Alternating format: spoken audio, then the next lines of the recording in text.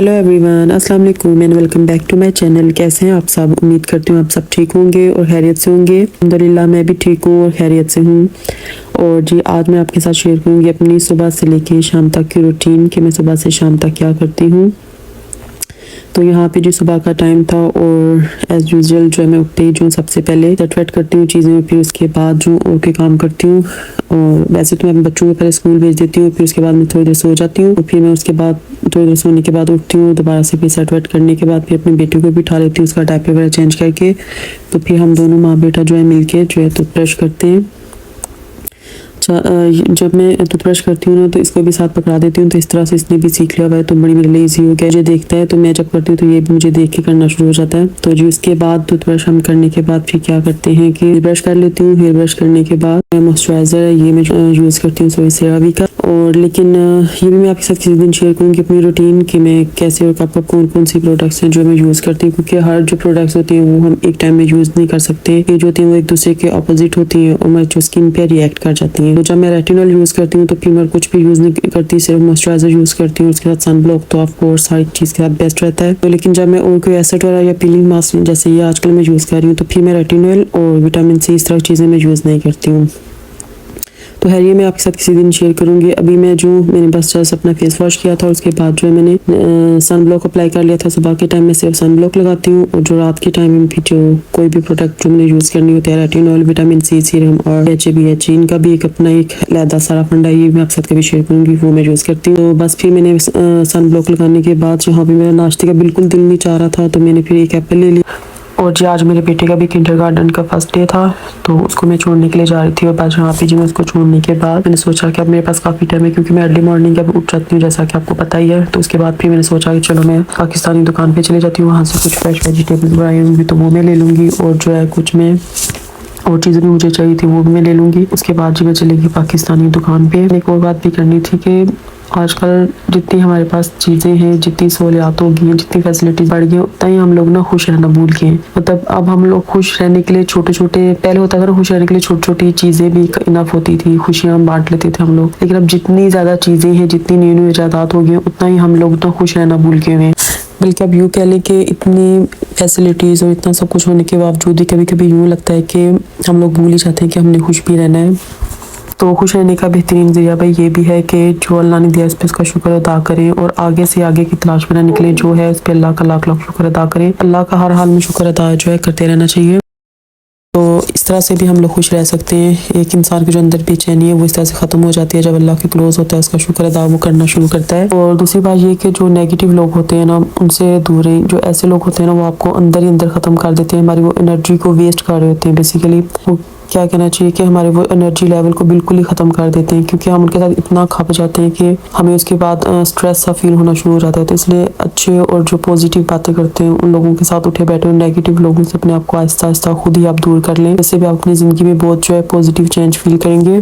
यहाँ पे जी मैं आ गई थी मार्केट से वापस, और मार्केट से वापस आने के बाद मैंने जल्दी से वॉशिंग मशीन चला ली थी, क्योंकि मेरे काफ़ी ज़्यादा कपड़े हो गए थे। तो मैंने कहा चलो वो भी मैं ऑन कर देती हूँ, जब तक मैं और काम करूँगी तो तब तक मेरे कपड़े भी धुल जाएंगे। और यहाँ पे मैं तवा भी ले आई थी, क्योंकि आपने मेरी पिछली वीडियो में देखा ही होगा जो मैंने हैक ट्राई किया था उसको क्लीन करने के लिए, उसके बाद उसका क्या हाल हुआ था। तो फिर मैंने ये भी न्यू ले लिया। और बस ये सब्जियां वगैरह और पम्पकिन सूप जो मेरे बेटे को बहुत ज़्यादा पसंद है और मैं भी पी लेती हूँ ऑलमोस्ट शौक से। और मेरे घर में किसी को भी इतना पसंद नहीं है, लेकिन जो मेरे 3rd नंबर वाला बेटा है उसको स्टीम हुआ हुआ पम्पकिन या फिर इसका सूप तो वो बहुत शौक से पीता है।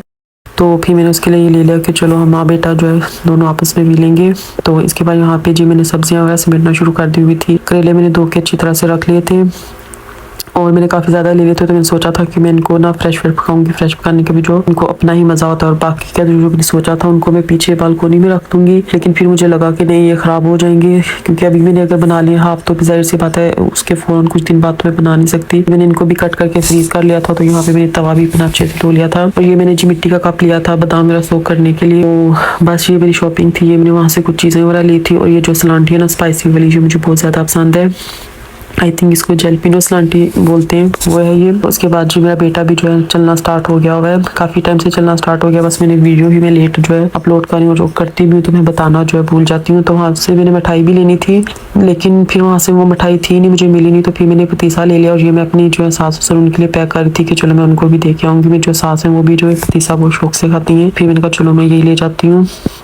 और यहाँ पे मैंने अपने बेटे के लिए शूज़ भी लिए थे। जो मेरे बेटे के दादू उन्होंने भी इसको शूज़ जो है ना गिफ्ट किए थे, लेकिन वो इतना ज़्यादा चलता है कि देखिए उसके आगे से क्या हालत हो गई है, सारी लेदर उतर गई हुई है, तो ये काफ़ी ज़्यादा ख़राब देखे हो चुके हुए थे। तो फिर मैंने इसके लिए एक और शूज़ का पेयर ले लिया और मैंने नाश्ता नहीं किया था, मैं सिर्फ एप्पल खा के गई हुई थी। और मेरा ना आज ब्रेड या पराठा वगैरह कुछ खाने का इस तरह से दिल नहीं कर रहा था, तो फिर मैंने बेकरी से अपने नाश्ता ले लिया कि चलो आज कुछ और ट्राई करते हैं। तो ये मेरा फेवरेट नाश्ता है, ये मैं बहुत शौक से करती हूँ। और जैसे कि मैंने पिछली वीडियो में बताया था, मैं ज़रा अपना वेट लॉस भी कर रही हूँ, लेकिन मैं इतना एक्सट्रीम वाली मैं डाइट नहीं कर रही कि मैं एकदम से ही बिल्कुल खाना पीना छोड़ दूँ। मैं पहले हर चीज़ खाती हूँ, मैं वैसे खाती हूँ, बस मैं अपनी कैलोरीज को काउंट करके चलती हूँ। और ये इतना इफेक्टिव है ना कि आप जितनी आपको पूरे दिन में कैलोरीज चाहिए बस आप उतनी लें, या आप पे डिपेंड करता है। जैसे कि मैंने पहले भी बताया था कि कम ज़्यादा किस तरह से आपने उसको मैनेज करना है। तो कभी कभी बीच में चीट डे भी होता है कि मैं अपनी मर्जी का भी कुछ खा लेती हूँ, लेकिन मैं उसको बैलेंस भी कर लेती हूँ और इस तरह हेल्दी वे में रह के तो मेरा वेट ना बड़ी आसानी से कम हो जाता है। मतलब एकदम से इतना ज़्यादा तो नहीं होता, लेकिन ये है कि एक मंथ में जैसे 4-5 kg इजीली मेरा जो है ना, मैं अपना वेट जो है लॉस कर लेती हूँ। और जी यहाँ पे नाश्ता करने के बाद मैं बना रही थी फिर करेले गोश्त,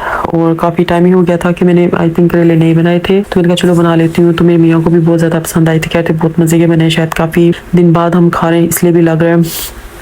तो यहाँ पे जी ये मैंने करेले गोश्त बनाए, और इसके बाद फिर जो मेरा बाकी का काम रह गया था बस मैंने वो फटाफट किया, बर्तन मेरा धो लिए, क्योंकि बच्चों ने भी बस स्कूल से थोड़ी देर में आ जाना था, तो मुझे था कि मैं जल्दी जल्दी अपने जितने भी काम है कंप्लीट कर लूँ। और मेरे कपड़े भी बस धुल गए हुए थे, उनको भी मैंने जल्दी से फैला लिया हुआ था। तो यहाँ पे मैं बात करी थी वेट लॉस की, क्योंकि आपको पता है बच्चों के साथ जो है ना एक्सट्रीम वाली डाइट करना बहुत हमें कभी कभी महंगी भी पड़ सकती है। तो इसलिए हेल्दी डाइट करें जिससे आप भी ना ज़्यादा स्ट्रेसफुल हो और बच्चे भी आपके जो है परेशान मत हो। और हेल्दी डाइट बेस्ट रहती है। इसका फ़ायदा ये होता है कि अगर आप वापस आते भी हैं मीठे की तरफ और चीज़ों की तरफ, जब आप डाइट को स्किप करते हैं तो ये होता है कि एकदम से फिर आपका दोबारा से वेट नहीं बढ़ता, वो अपनी जगह पे मेंटेन और बैलेंस रहता है। तो इसलिए आप हर चीज़ खाएं, लेकिन एक क्वान्टिटी और एतदाल जो होता है ना उसके वो रख के खाएं। अपनी कैलोरीज को जो है वो ज़रूर काउंट कर लिया करें। यहाँ पे जी करेले गोश्त में बहुत ही मेरे से ऑयल हो गया था, ये देखिए। तो ये मैंने नेक्स्ट टाइम के लिए सेव कर लिया था। जो मेरा बेटा भी स्कूल से आ चुका हुआ था, वो कह रहा था कि मामा मैंने रोटी नहीं खानी, मेरा दिल नहीं चाह रहा है, तो बस फिर मैंने उसको ये फ्री तो नगेट्स बना दिए थे। यहाँ पे ये भी बनाने के बाद उसके बाद मैंने अपने छोटे बेटे का भी जो है खाना रेडी कर लिया था, उसको मैं फिर ले आई थी जाके घर से। और उसके बाद में उसको ये बैठ के विंडो में, क्योंकि बहुत अच्छा मौसम था, बस यहाँ पे आजकल मौसम ऐसे ही है, कभी अचानक से धूप और कभी ये देखें अभी थोड़ी देर पहले बारिश हुई थी, आपको गीला गीला नजर आ भी रहा होगा। ला रही थी उसकी मैंने जो चेयर है विंडो के पास ही रख ली हुई थी, बैठ के विटामिन डी जो है वो हासिल करते हैं, और साथ साथ में अपने बेटे को विंडो में बैठ के खाना खिलाते, तो वो भी बहुत खुश हो रहा था। और अब अचानक से धूप आ गई थी, तो मैंने कहा चलो। और उसके बाद यहाँ पे जी पंपकिन सूप मैंने बनाया था, और ये मैं ब्रेड के साथ ले रही थी। इसको खाने के बाद अभी भी मेरे पास इतना ज़्यादा टाइम था, तो फिर मैंने सोचा कि मैं चली जाती हूँ बाहर थोड़ा घूमने के लिए।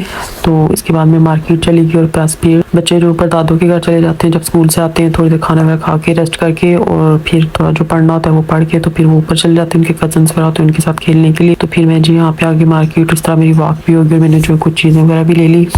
और बस जी यहाँ से वापस जाने के बाद मैंने अपने बच्चों को खाना वगैरह खिला के सुला दिया कि उन्होंने स्कूल भी जाना था। और इसके बाद जी मेरे छोटे बेटे के काम वगैरह थे वो मैंने किए। और आई होप सो कि आपको मेरा ये व्लॉग अच्छा लगा होगा। मिलती हूँ फिर नेक्स्ट किसी व्लॉग में, तब तक के लिए अल्लाह हाफिज़, बाय बाय।